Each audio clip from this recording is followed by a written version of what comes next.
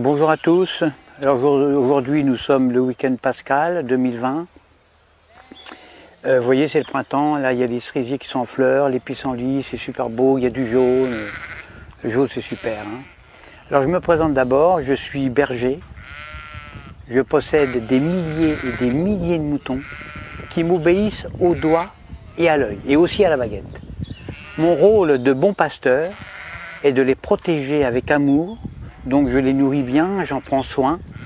Un mouton, parce que je sais qu'un mouton bien élevé avec amour, eh bien c'est l'assurance d'obtenir une laine soyeuse, de qualité, et une viande fondante d'un goût incomparable. Ça c'est certain, moi j'aime mes moutons.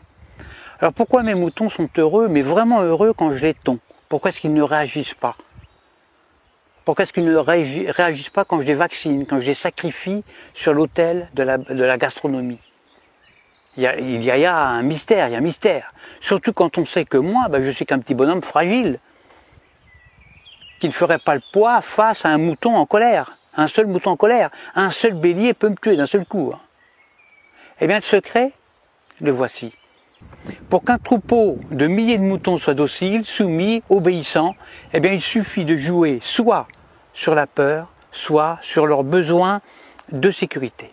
Exemple, quand j'ai besoin de les tondre, ou de les vacciner, ou de les confiner, ou même de les mener à l'abattoir, eh bien je leur crie « Attention, voilà un loup ! Il y a un gros loup !»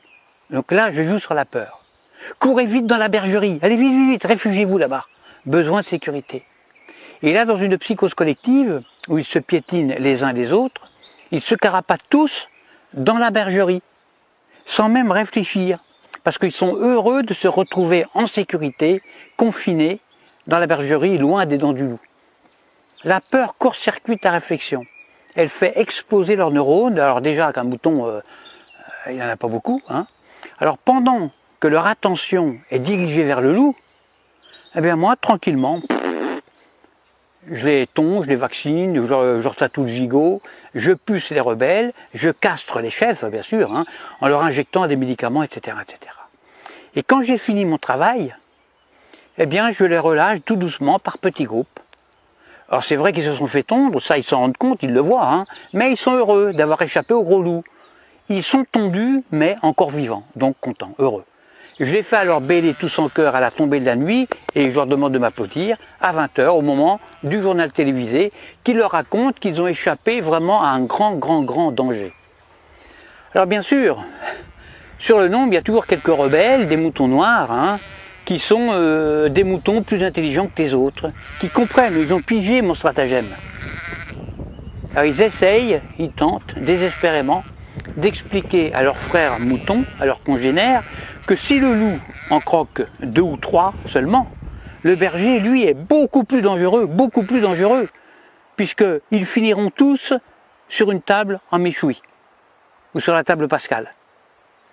Alors il faut les gérer, ces moutons noirs, qui ne veulent pas rentrer dans la bergerie, parce que ce sont des rebelles, ce sont des esprits libres. Alors à ceux-là, soit je leur montre mon bâton, soit je les fais mordre par mon chien.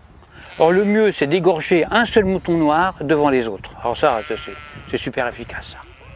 Pour un seul de sacrifier, j'en terrorise des milliers qui deviennent mais alors doux comme des agneaux. J'en tue un et j'en soumets des milliers. C'est comme ça qu'on étouffe la moindre velléité de révolte. Alors il y a de nombreux hommes politiques qui viennent me demander de les coacher. Alors que moi je ne suis qu'un simple berger, je suis qu'un pauvre berger, mais s'ils me le demandent, c'est justement parce qu'on peut utiliser ces méthodes, les méthodes de berger, chez des humains. En effet, la différence entre le comportement des moutons et celui des humains, eh bien c'est que justement il n'y a aucune différence. C'est ça le secret. Le secret est là, il n'est pas ailleurs. Donc, quand on veut faire passer une loi impopulaire, qui ne fait pas plaisir, eh bien on le fait pendant que la population a peur. Par exemple, on parle de crise climatique, de crise de la dette, de crise financière, de tempête, de canicule, de terrorisme, de crise sanitaire, etc., etc. À cause du coronavirus, là on joue avec la peur, eh bien on a réussi à confiner non pas des milliers de moutons, mais des milliards d'humains sur toute la planète, sur toute la Terre. Des humains, confinés comme des animaux. Des humains déshumanisés.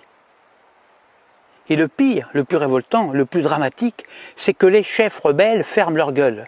Les grands chefs, ils acceptent aussi leur confinement. Alors la seule solution pour s'évader de ce piège machiavélique sera un réveil collectif. Alors moi personnellement, je ne perds plus mon temps à essayer d'éclairer les blaireaux.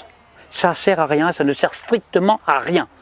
Parce que quand j'explique la stratégie dont sont victimes les moutons, soit le mouton est déjà éveillé, alors dans ce cas-là, toutes mes explications sont vraiment inutiles, ou alors je tombe sur un mouton con. Et si c'est un mouton con, il ne comprendra rien à ce que je lui raconte. Parce que justement, c'est un mouton con. Alors il faut faire attention parce que le mouton con, lui, il n'est pas fautif. Il est con, c'est tout, c'est pas sa faute.